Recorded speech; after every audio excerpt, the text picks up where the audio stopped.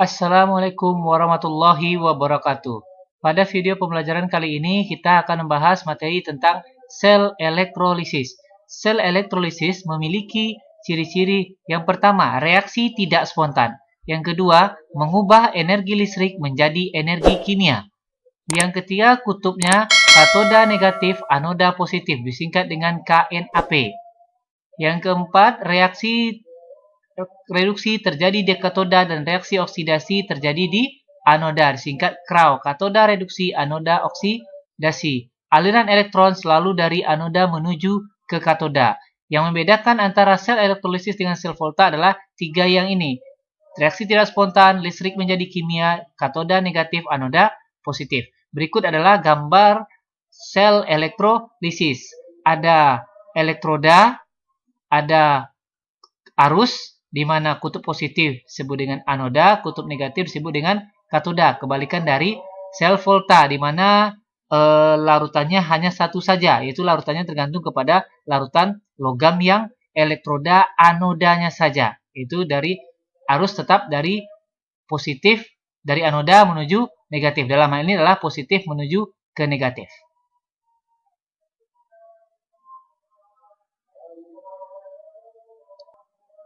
Lanjut kita ke reaksi elektrolisis ya. Reaksi elektrolisis terjadi ada di katoda dan ada di anoda. Reaksi apa yang terjadi di katoda? Pertama, jika kation golongan 1A, 2A, Al dan Mn dalam bentuk larutan atau disimbolkan dengan AQ atau aqueous, reaksi yang terjadi adalah 2H2O tambah 2 elektron menghasilkan 2OH- tambah H2. Sedangkan untuk kation H+, reaksinya adalah 2H+ tambah 2E- menghasilkan H2.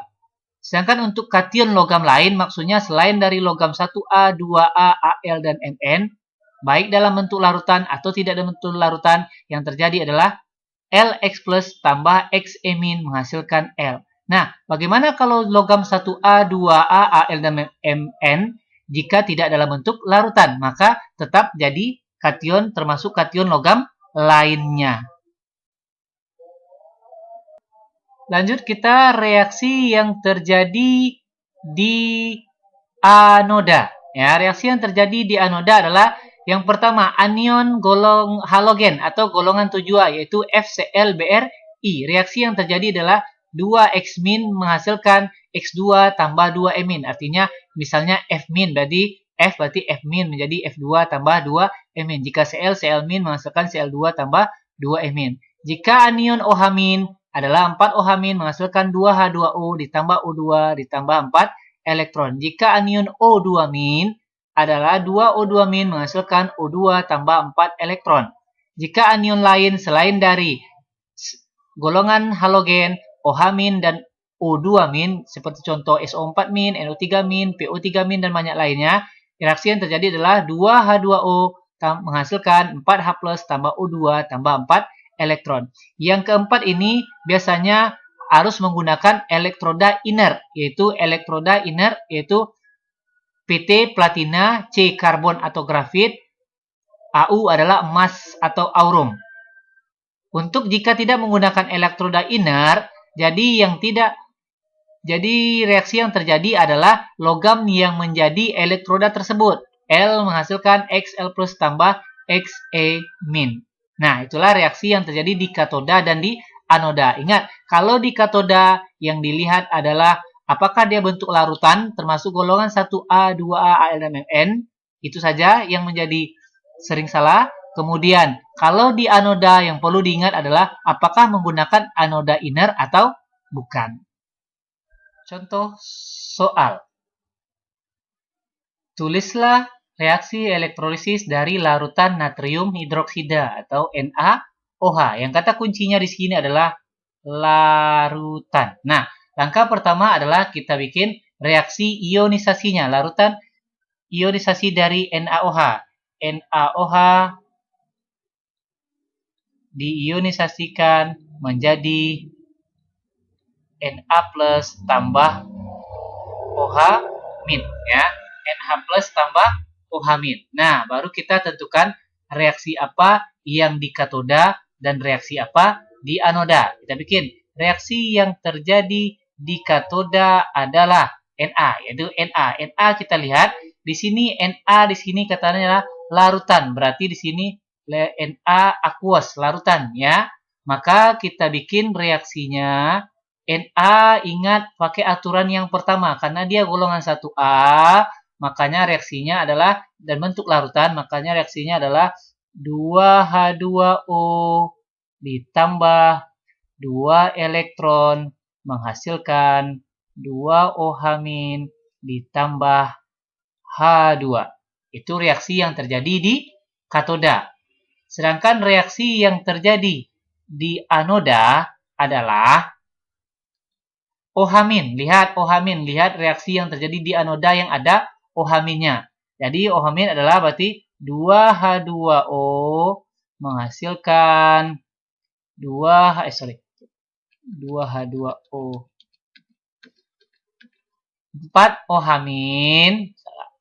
4OH- menghasilkan 2H2O ditambah 4 elektron ditambah O2 ya, ditambah O2. Selesailah pekerjaannya. Baru kita samakan elektronnya dengan mengali silang.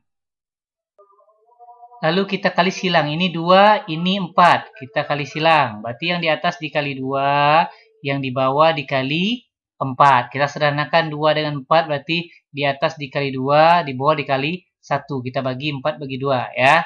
Kita kali silang. Setelah kita kali silang, kita langsung kita coret ya. Yang sama otomatis ini elektron 1 kali 4, 4 nih 2 kali 2, 4 hasilnya. Kemudian OH- di sini 1 kali 4 nanti hasilnya juga 4. Jadi 2 kali 2 OH- berarti 4 OH- juga habis. H2 tidak ada, H2O. 2 kali 2 H2O 4. H2O sisa di sini 2. Kalau di sini sisa di sini 2. Ya, sisa di sini 2. Sedangkan di sini habis. Ada lagi? Enggak, baru kita turunkan. Berarti reaksinya adalah berarti 2H2O menghasilkan habis tinggal H2, 2 karena H2 kali 2 jangan lupa 2H2 ditambah O2. Nah, inilah yang disebut dengan reaksi elektrolisis dari larutan natrium hidroksida.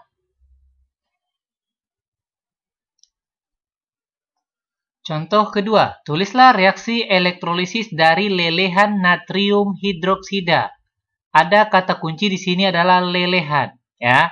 Ada kata kuncinya adalah lelehan. Berarti NaOH. NaOH kita bikin reaksi ionisasinya terlebih dahulu. Berarti NaOH, lelehan lambangnya atau leburan lambangnya adalah L. Menghasilkan Na+ ditambah OH-. Ya, ingat ya, kalau tidak disebutkan apa-apa, berarti dia menggunakan elektroda inert yang di anodanya.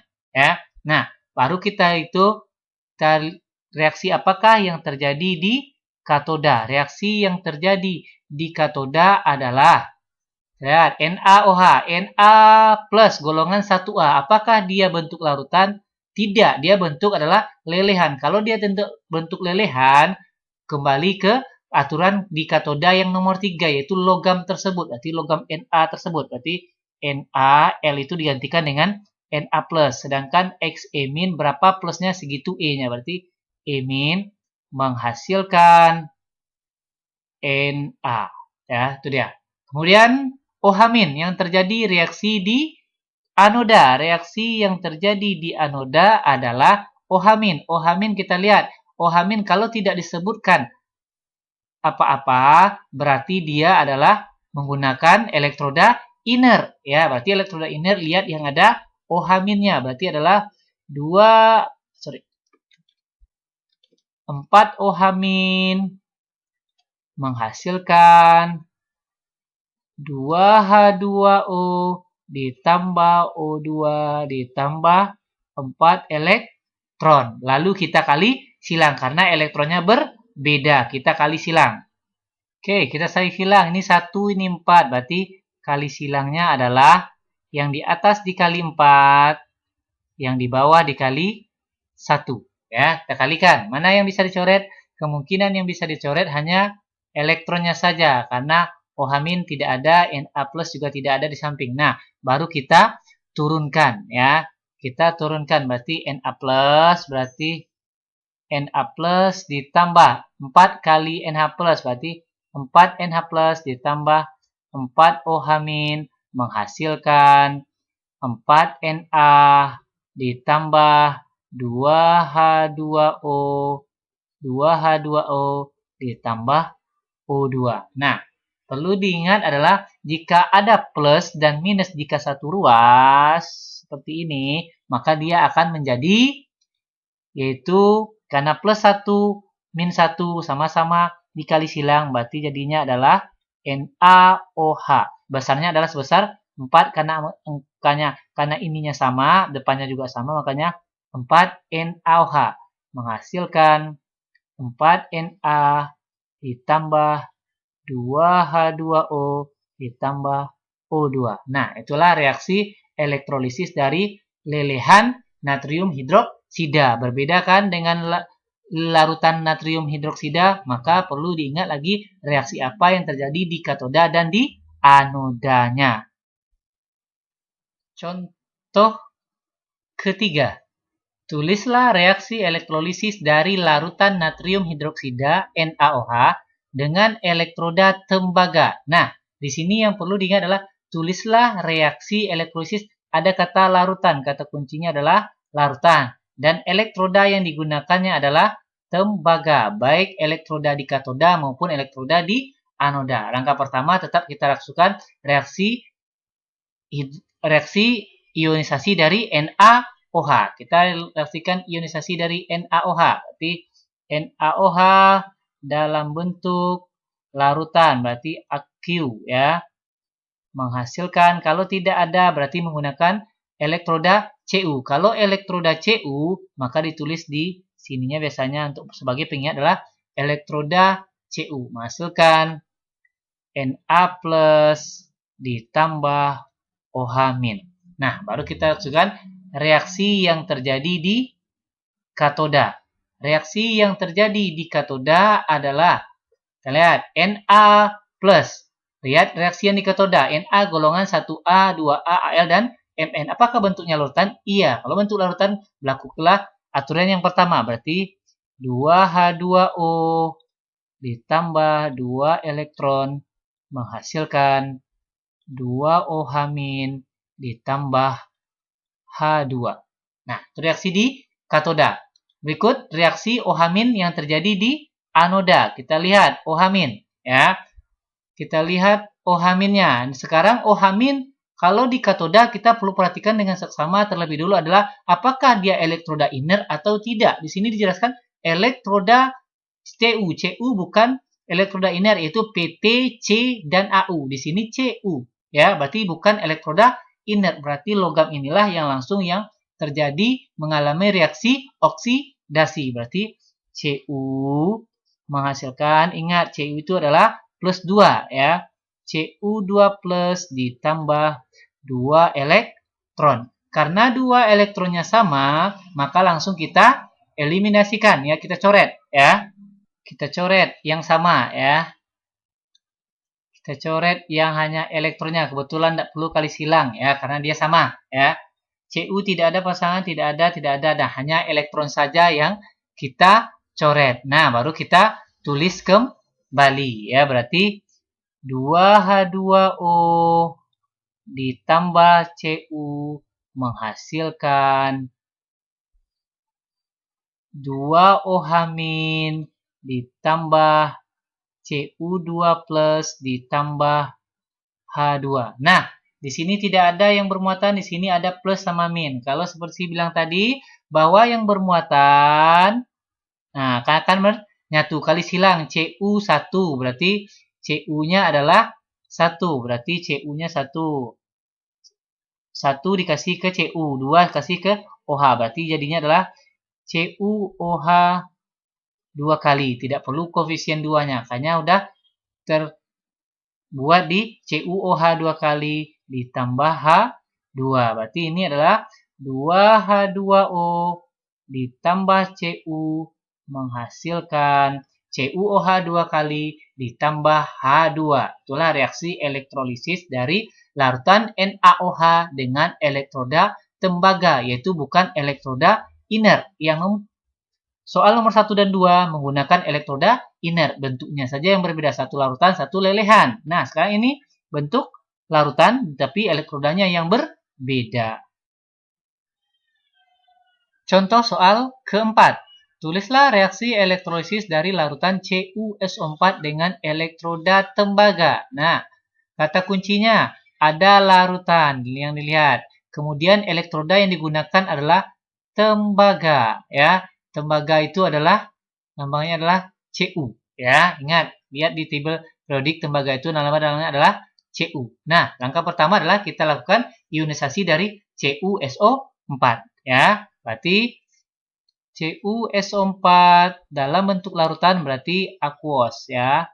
Aqueous menghasilkan Cu2+, jangan sampai salah ionisasi ya, tambah SO4 2-. Nah, elektroda yang digunakan adalah elektroda Cu. Sebagai pengingat kita taruh di atas tanda panah ya, Cu. Nah, langsung baru kita tertulis reaksi apakah yang terjadi di katoda. Nah, reaksi di katoda kita lihat Cu golongan, apakah dia golongan 1A, 2A, elemen N? Dia bukan golongan 1A, 2A, elemen N. Berarti logam lain. Berarti yang tadi adalah Cu itu sendiri. Berarti kita tulis adalah Cu2+ ditambah 2 elektron menghasilkan Cu. Nah, kemudian reaksi yang terjadi di anoda. Nah, anoda kita lihat SO4. Kemudian anoda yang menjadi utama adalah kita lihat apakah elektrodanya inert atau tidak. Elektroda yang digunakan adalah Cu, berarti bukan inert. Yang inert itu adalah PT, C, dan AU, bukan Cu. Berarti Cu, berarti langsung Cu tersebutlah yang mengalami reaksi oksidasinya. Kita balikkan. Ingat aturan yang terakhir, tanpa dijual jika bukan elektroda inert. Berarti Cu menghasilkan Cu2+ ditambah 2 elektron. Nah, karena elektronnya sama, kita langsung tidak perlu kali silang, langsung coret. 2E sama 2E. Ada yang lain? Nah, Cu2+ sama Cu2+. Nah, kalau Cu ini walaupun sama tidak boleh dicoret. Karena dia satu terjadi pada larutan, satu terjadi pada logamnya. Ya, maka hasilnya adalah sama padat-padat.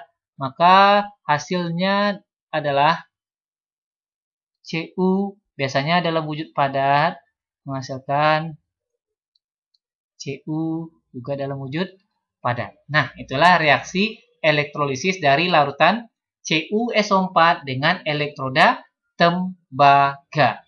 Contoh soal kelima. Gambarkan dan tulislah reaksi penyempuan logam besi. Besi itu lambangnya adalah Fe, sedangkan tembaga lambangnya adalah Cu, ya. Tembaga lambangnya adalah Cu. Nah, gambarkan, kita gambar. Inilah kita bikin kerangka dasar daripada reaksi sel elektrolisis. Nah, kerangka dasarnya seperti ini. Wadah satu ada di sini ada plus, ada min, dan ada elektron dari plus ke min, ya. Nah, di manakah letak besi, di manakah letak Cu yaitu tembaga? Ya, ingat, penyempuhan sendok besi dengan tembaga itu artinya adalah tembaga besi, sendok besi dengan tembaga. Berarti artinya tembaga akan melapisi besi. Berarti elektron dari tembaga akan bergerak menutupi si besi. Berarti yang di plus, ya, berarti adalah si Cu. Berarti yang di plusnya logam Cu-nya adalah yang di anoda. Sedangkan logam besinya adalah di katoda, ya. Di katoda, karena aliran selalu dari anoda menuju ke katoda. Nah, larutan apa? Larutan adalah, ingat, larutan selalu digunakan adalah larutan yang dari anodanya, Cu. Berarti larutannya adalah Cu, larutan Cu2+. Nah, dalam hal ini kita misalkan larutannya adalah CuSO4, larutan CuSO4 aqueous. Nah, itu dia. Kemudian tuliskan reaksi penyepuhannya. Nah, ini gambar sudah. Reaksinya lagi. Reaksi apakah yang terjadi di anoda dan di katoda? Reaksinya kita bikin. Berdasarkan kita lihat dari larutannya. Berarti CuSO4 aqueous menghasilkan Cu2 plus ditambah SO4 2-. Nah, elektroda yang digunakan elektroda apa? Apakah inert? Nah, yang dilihat di sini. Apakah inert? Inert di sini adalah apakah PT, C, dan AU di kedua-duanya? Di PT juga tidak, C juga tidak, AU juga tidak. Nah, yang jadi pokok perhatian adalah di anodanya. Yang anoda yang mana? Adalah yang plus. Berarti di anodanya adalah Cu. Apakah PT, C, AU? Tidak. Berarti di sini kita sebagai pengingat kita bikin Cu. Berarti elektroda yang digunakan adalah Cu. Maka kita bikinlah reaksi elektrolisisnya. Cu2 plus karena bukan golongan 1A, 2A, dan Al. Berarti yang terjadi adalah logam Cu itu sendiri. Cu2 plus ditambah 2 elektron menghasilkan Cu. Nah, kemudian reaksi yang terjadi di anoda.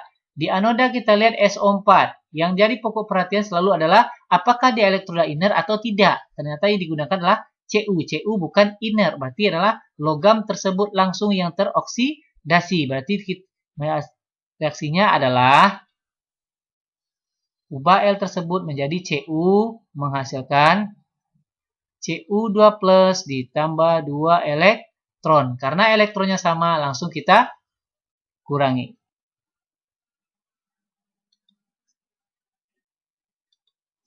Kita coret yang E-nya saja, yang Cu ini biasanya bentuk larutan. Kalau Cu ini padat tidak bisa dihilangkan, ya. Maka reaksinya adalah Cu dalam bentuk S biasanya menghasilkan Cu dalam wujud solid. Nah, inilah reaksi elektrolisis dari sendok besi dengan tembaga. Maka nantinya adalah warna antara tembaga ini akan sama dengan warna yang pada besi, ya. Misalnya karena warnanya siapa? Warna si tembaga. Jadi misalnya kita ini dimisalkan saja ya, ini warna perak, ini warna coklat. Maka si besi ini akan berwarna perak seperti tembaga karena Cu ini akan melapisi tembaga, akan melapisi besi tersebut. Jadi warna mereka akan sama-sama dengan siapa? Sama dengan si tembaga. Nah, prinsip inilah yang digunakan oleh orang untuk melapisi logam-logam lainnya. Seperti kalau di dalam kehidupan sehari-hari adalah proses penyepuhan emas atau pencucian emas biar kelihatan lebih mengkilat. Demikianlah video pembelajaran kali ini. Semoga dapat dipahami dan dimengerti. Akhir kata, Assalamualaikum warahmatullahi wabarakatuh. Jangan lupa like, comment, share, and subscribe my YouTube channel Rovens Chemfan dengan membunyikan tanda lonceng. Oke, sampai jumpa di video pembelajaran selanjutnya. Bye-bye.